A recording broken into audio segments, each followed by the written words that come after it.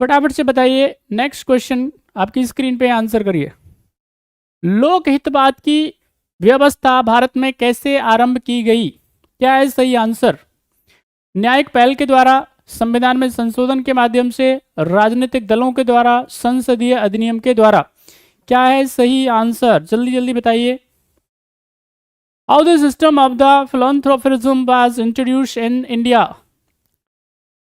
लोक हितवाद की व्यवस्था जरा बताएं। न्यायिक पहल के द्वारा, संविधान में संशोधन के माध्यम से, राजनीतिक दलों के द्वारा और संसदीय अधिनियम के द्वारा? क्या है सही आंसर? लोक हितवाद का मतलब क्या होता है? कई बार हमने डिस्कस किया आपसे PIL के बारे में, पब्लिक इंटरेस्ट लिटिगेशंस के बारे में हमने खूब डिस्कस किया, आपके साथ में बातचीत करिए। तो ये पब्लिक इंटरेस्ट लिटिगेशन होती है बेसिकली। इसमें क्या किया जाता है, अगर बहुसंख्यक जनसंख्या का हित है बेसिकली, तो उसके लिए क्या किया जा सकता है, यहाँ पे न्यायालय में क्या किया जा सकता है, प्रतिवेदन दिया जा सकता है, किसी प्रकार से कोई शिकायत करी जा सकती है अगर इसमें क्या हो रहा है, ज्यादा लोगों का इंटरेस्ट है तो यहाँ पे PIL के द्वारा, PIL की शुरुआत वैसे अमेरिका में होती है और अमेरिका से ही हमने इसको लिया है बेसिकली। ठीक है, आने वाले समय में हम इसकी चर्चा करेंगे। तो उसको क्या बोलते हैं, लोक हितवाद बोलते हैं। ठीक है कि नहीं, यानी फिलैंथ्रोपिज्म बोलते हैं इसको, है ना। फिलैंथ्रोपी के बारे में आपने सुना होगा, है ना। तो सही आंसर क्या हो जाएगा इसका, ये न्यायिक पहल है। ठीक है कि नहीं, ये क्या है, न्यायिक पहल है। तो नेक्स्ट क्वेश्चन का आंसर करेंगे आप, आपकी स्क्रीन पे क्वेश्चन नंबर 6। क्वेश्चन नंबर 6 आपकी स्क्रीन पे, आंसर करिए जल्दी से, सभी आंसर करें। आपको बताना है मलिमत समिति के द्वारा किस क्षेत्र में सुधारों की संस्तुति की गई थी? कमेंट कीजिए।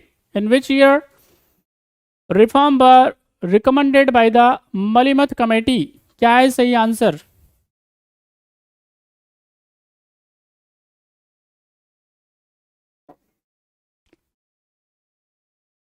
चलिए, तो यहां पे अगर हम बात करेंगे किसके बारे में, क्रिमिनल जस्टिस सिस्टम के बारे में। ठीक है कि नहीं, यानी हम इसको क्या बोलते हैं, हम उसको बोलते हैं क्रिमिनल जस्टिस सिस्टम, यानी आपराधिक न्याय व्यवस्था। इसमें क्या करना है, इसमें जो भी विक्टिम्स हैं बेसिकली उनको क्या करना, न्याय प्रोवाइड करना। ठीक है कि नहीं, उनको क्या करना, रियायत देना।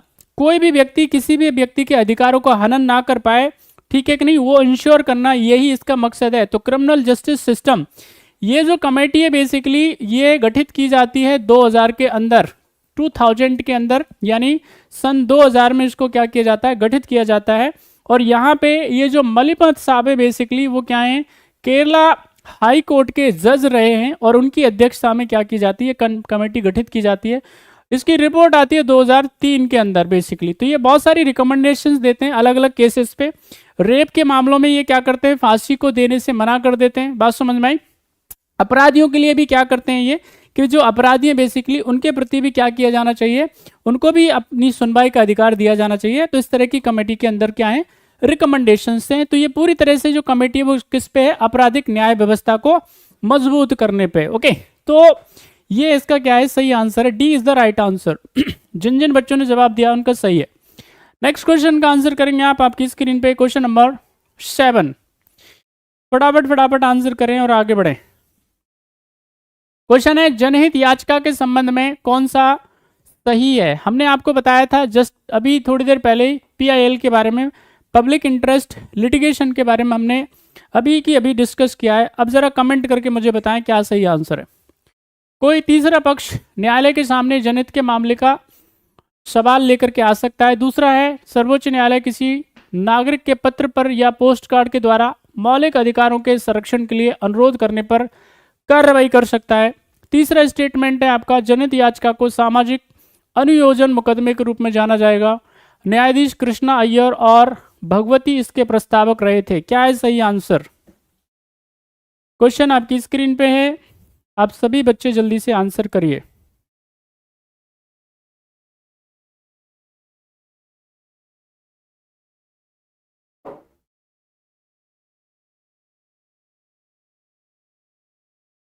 चलिए भाई, जिन जिन बच्चों ने जवाब दिया है, देखिए हम आपको बता चुके हैं, आपको PIL के बारे में जब हम बात करेंगे तो PIL को, पब्लिक इंटरेस्ट लिटिगेशन को यहाँ पे भारत में सबसे ज़्यादा चर्चित करने का जो काम करते हैं, जो यहाँ पे हर जगह पे इसको ज़्यादा चर्चा में लेकर के आने का काम करते हैं वो है पीएन भगवती साहब, ठीक है कि नहीं, यानी 1985 1986 के आसपास की बात।